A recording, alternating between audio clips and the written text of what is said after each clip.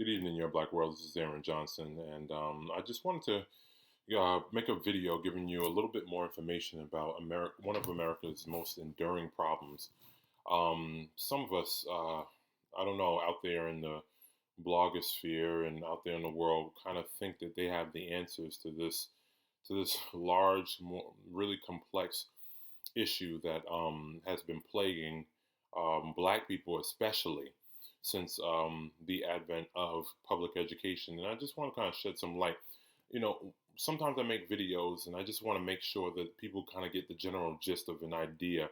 I don't go extra hard with the education lingo or education policy lingo or research lingo because it's not unnecessary sometimes. Some people could take that for arrogance, or I just want to make sure that I'm coming across with information that's important, but I try to keep it out of academia in terms of speech and research that I've done. But I feel that like I have to kind of make sure that people understand the enormity of the achievement gap. First, when people say, one of the issues I had when I hear the discussions going on or see the debates going on, and like, people say, well, there's no such thing as the achievement gap. It's something that's kind of created by white folks, and but it's a whole bunch of nonsense that I see. There is an achievement gap. It's not that Black people don't have the tools to overcome it. It's that there's one that exists right now. And I'm not saying that the tests are fair. I'm not saying that the environment for Black people, Black boys and Black girls, is fair or leveled in education. I'm saying that there's a gap that exists, and we obviously know it's because of systemic racism.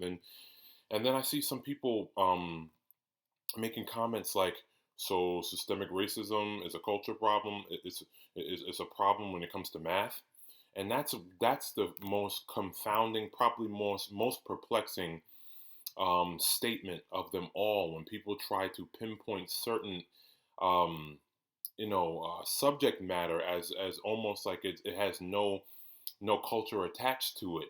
So I wanted to kind of break down why there is such an issue when it comes to systemic racism and cultural ignorance or cultural illiteracy that leads to Black children not wanting to be a part of the education system.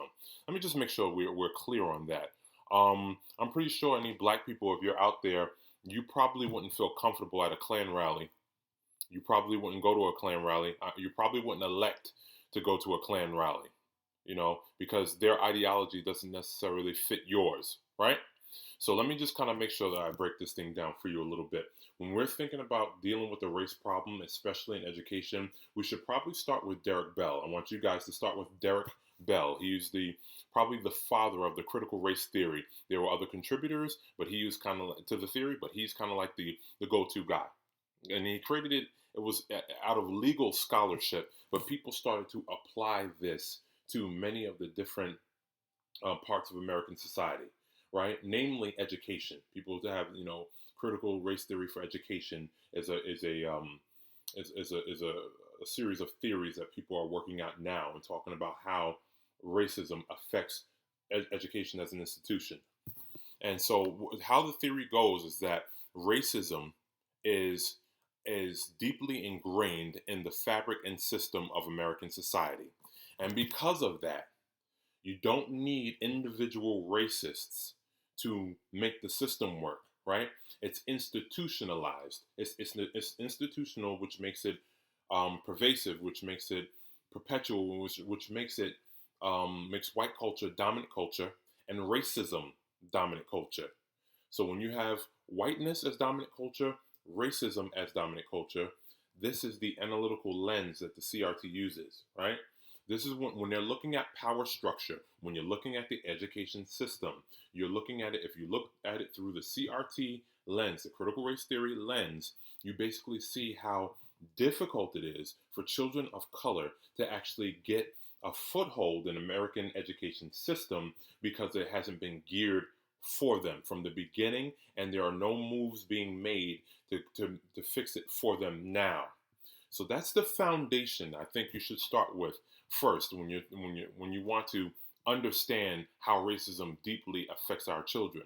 Then I want you to think about a term called cultural pluralism, where it's a small, normally minority or smaller groups within a larger system are seeking to maintain some sense of normalcy and some sense of cultural identity within this larger system. Normally, the larger system overrides everything.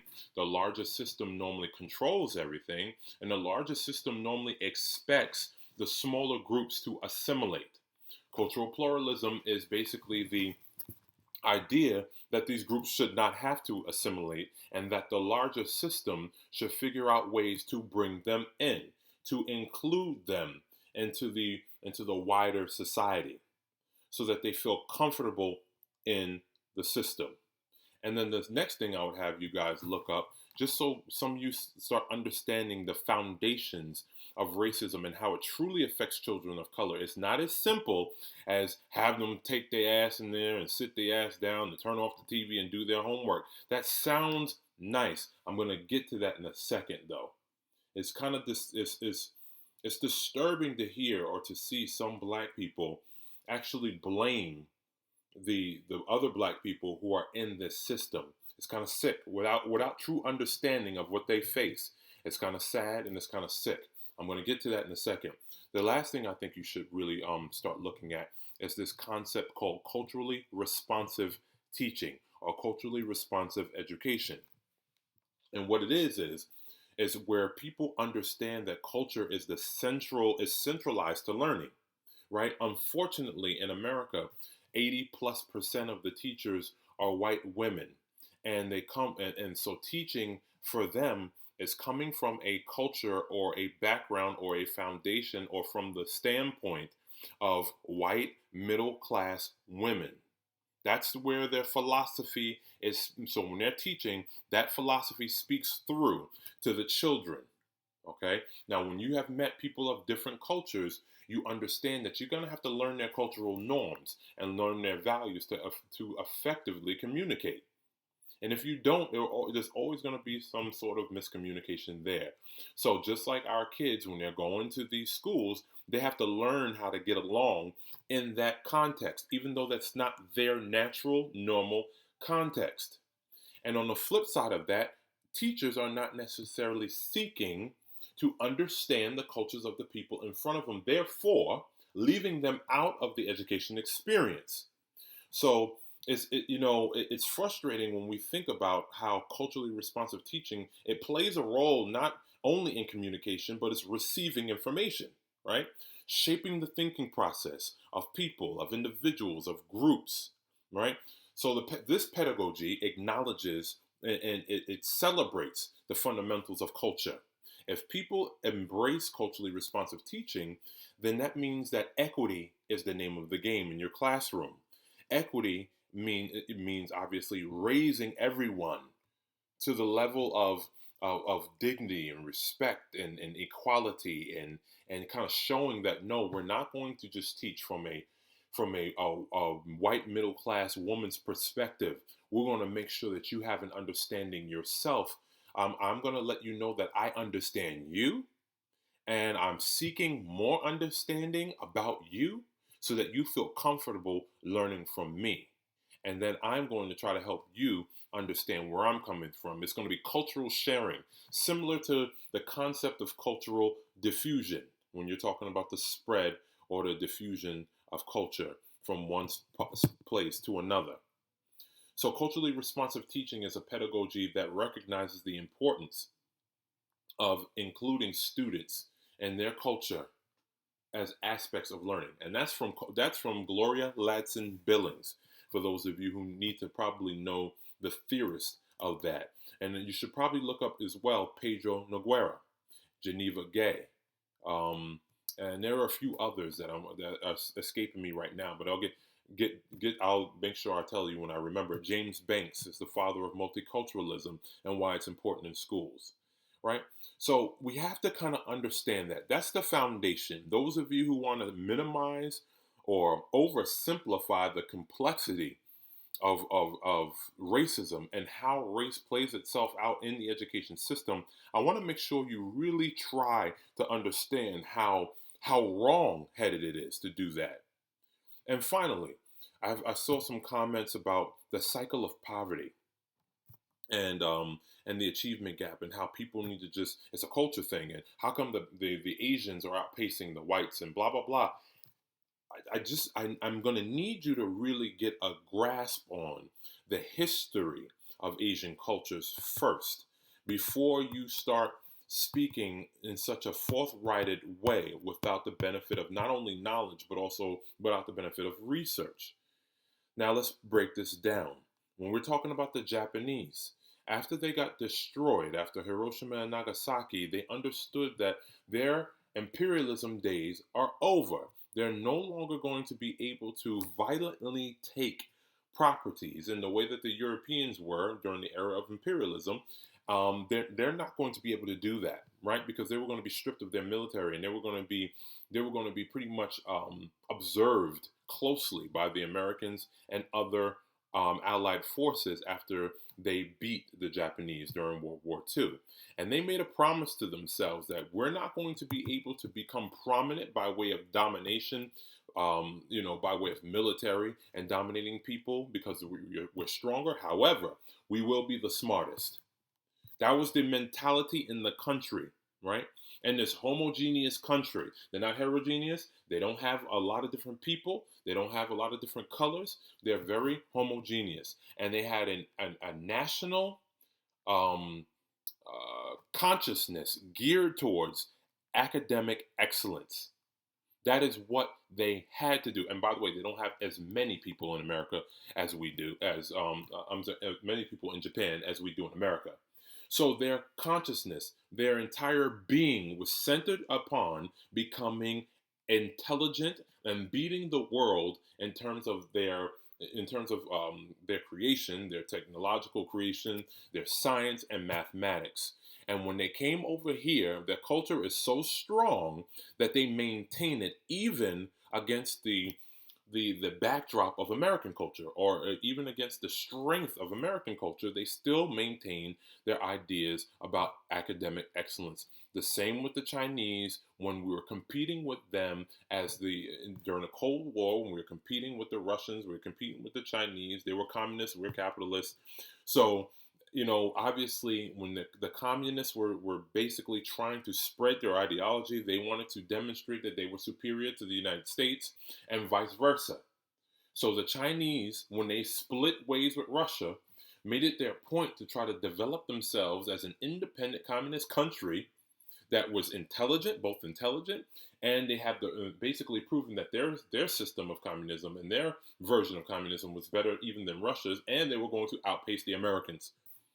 And this idea, this consciousness about being academically smart, right? Because they also had exams, right? Exams that would kind of level society, stratify society, put people in certain places. So you score well in the exam, you'll be going into the professional realm, to the mathematics and engineering and stuff. If you didn't do well, you were going to be slotted for lower class jobs. They do that in China. So once again, those values of academic excellence comes over with them. They already have a culture embedded into their psyches about academics being most important and priority. Now, when some of you guys attempt to make some sort of connection or comparison between the Japanese and Chinese, or the East Asians, like the Indians as well, that outpace whites and then outpace African Americans, when you try to make these connections between, well, how come they can do it, but Americans can't, American blacks can't do it? And by the way, let me touch on the Indian spot. India is very stratified, right? The caste system is still alive and well, even though it was outlawed.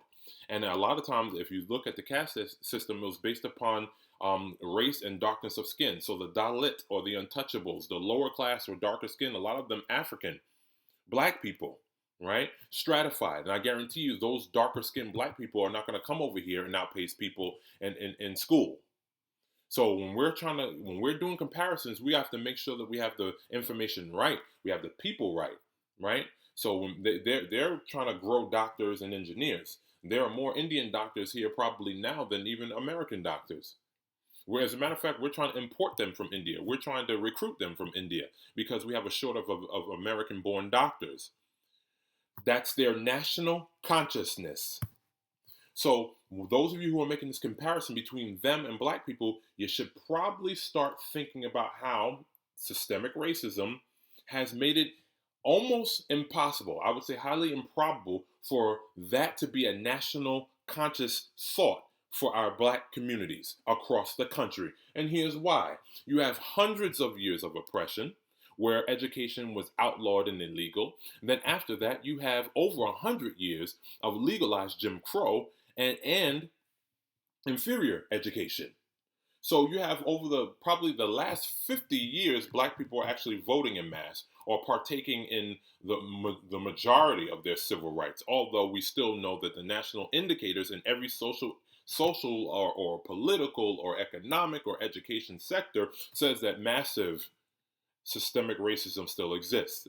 So those of you who are out there basically making it so simplistic that black people should just go home and turn off the TV and focus on their work instead of focusing on these other things, you are so misguided. It is not that simple. When you have a cycle of poverty where you are in a particular area concentrated, why? Because that area is blighted economically and educationally. So in order for people who are having these problems employment wise and education wise and economically, and for them to actually be able to live, they have to go where they can afford it. And they're all these people who can only afford these homes that are lesser in value in areas that are economically blighted, they are concentrated in one area. And then the cycle of poverty repeats itself. And then when you're in a home where you think that you have no hope because your dad works for, he's a custodian and there's no other jobs out there, and education is not a priority because you have to get out there and start working at an early age, and then now education is definitely off on the periphery because you have so many responsibilities to try to keep your household going and keep the lights on and keep people fed in the house. It's a little different. It's a little different than just go home and turn off the TV and concentrate. And then when you have all the other social indicators that indicate that we live in a systemically racist society where you have cop issues and you have economic issues, employment issues, all these other things going on, are you necessarily caring about your education at this point? Do you even look at education as a window out or a doorway out of the quagmire that you're in? Or is that quandary feeling like it's something that is going to be here perpetually and there's nothing you could do about it but go and work that job or those two jobs and not really worry about your education, or go be a part of a gang and try to get that money on the block, or once again, this cycle, be a part of the cycle, or don't even go out to look for a job because you know black people are last hired and least hired. You know, how long does something become a part of a pathology or a psychology in the neighborhood?